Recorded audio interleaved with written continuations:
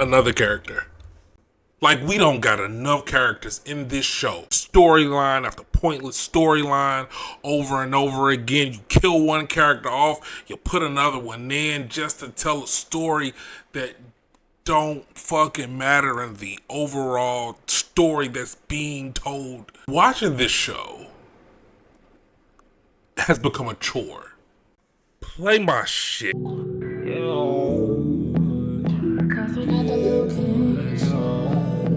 YouTube, I am Dreadlock Samurai, and today we will be talking about The Chi.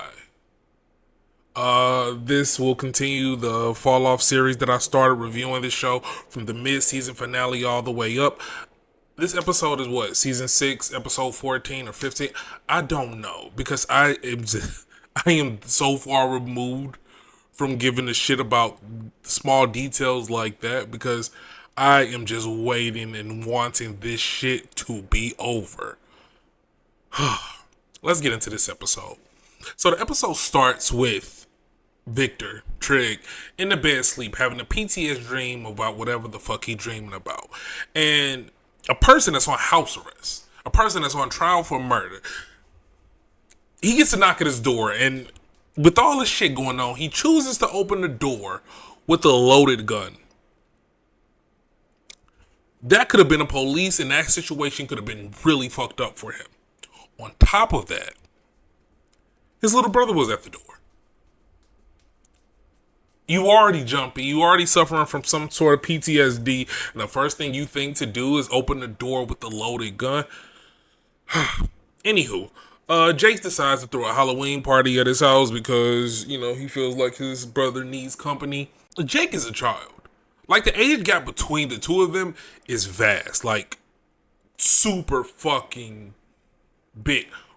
Why would Victor Trig want to hang out with a bunch of kids? Jake gotta be, 18, 19? Like, right out of high school? One thing that happened within the party is that the preacher's wife popped up. She popped up, flirted with Jake in the open in front of all his friends and her husband's protege. She flirted with her husband's protege. Like, what the fuck is happening? Papa run his ass to the pastor. They do some soulless sermon. Like, I've been to church my entire life. You feel more motivated to give when the sermon is fulfilling. They ain't said shit of relevance. It don't even be sermons about God, it be sermons about God and money. Every sermon. Like, I know it's a television show, but if you're gonna sell the fact that this man has a mega church, you should at least have great sermons written out in the script. But because y'all doing so much, y'all don't know how to do that. And y'all can't even tell the story that you're writing, so of course you can't write a good sermon. You can't write a good script. Fuck.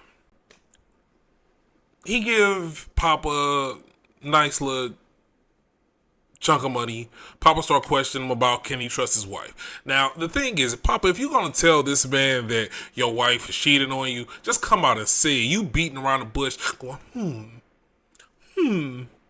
that, what the fuck is going on? What the fuck is going on? Let's get into Keisha, Nuck, and Emmett. So this show has constantly made Emmett into this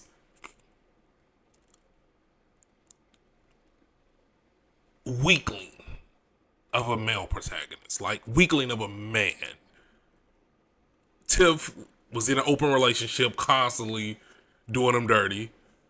And yeah, he cheated once or twice, but his overall character is a character that is weak. And I hate to say that because I like the character.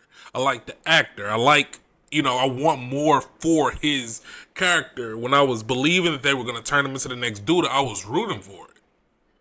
When he was working with Duda, I was rooting for it because I'm like, Emmett needs some character development, but no. Last episode, Keisha finds out that Nuck is the dad. She runs to tell Nuck that, hey, you're my baby dad. Nuck immediately, oh my God, I love my son. I want to take care of him. Throws their house into turmoil. But what's crazy about this is Keisha is allowing it. Now, her and Emmett have been together for the majority of this son's life. Emmett is basically the dad. Emmett has been the positive male role model. And the first thing she did was introduce a dude who throws their house into turmoil. Furthering, making Emmett look weak whenever he's in a scene with Nuck.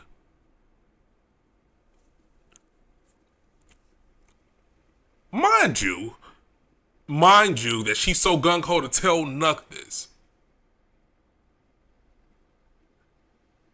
Papa is her younger brother's best friend.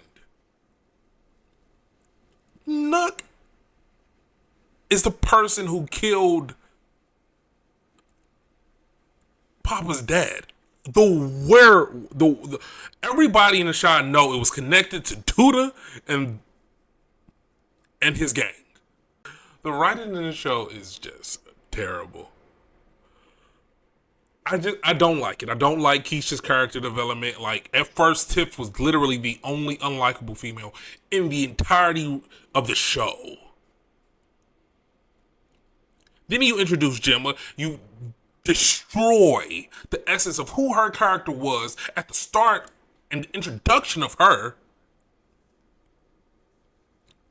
only to make her just as unlikable. And then you turn around while the world is rooting for Keisha since the Bring Keisha Home season, and you destroy Keisha's character too. It's like the writers cannot make likable characters.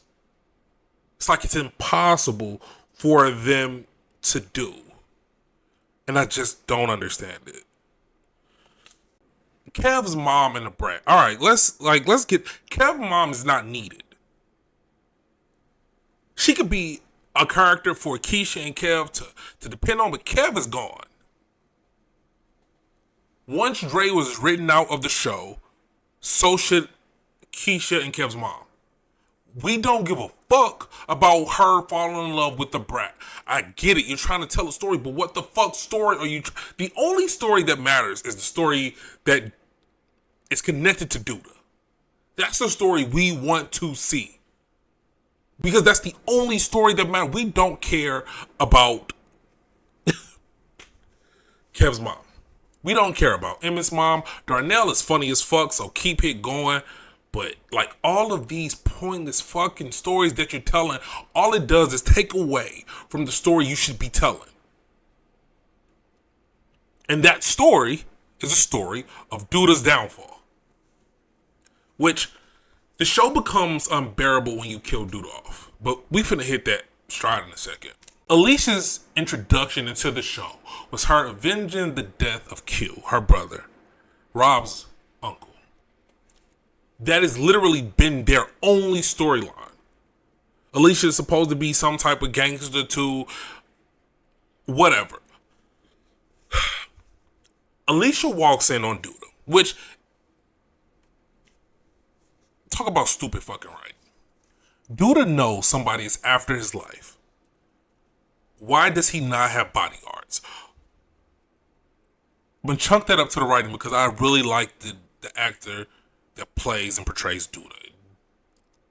He is literally the best part and the only part of this show that I'm interested in.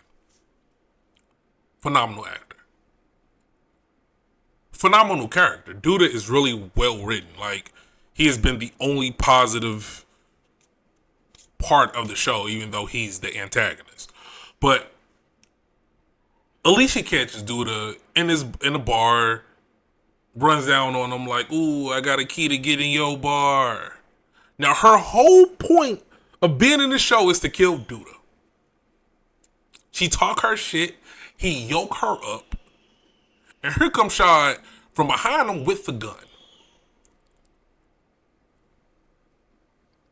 In my mind, this is where Duda's story comes to an end.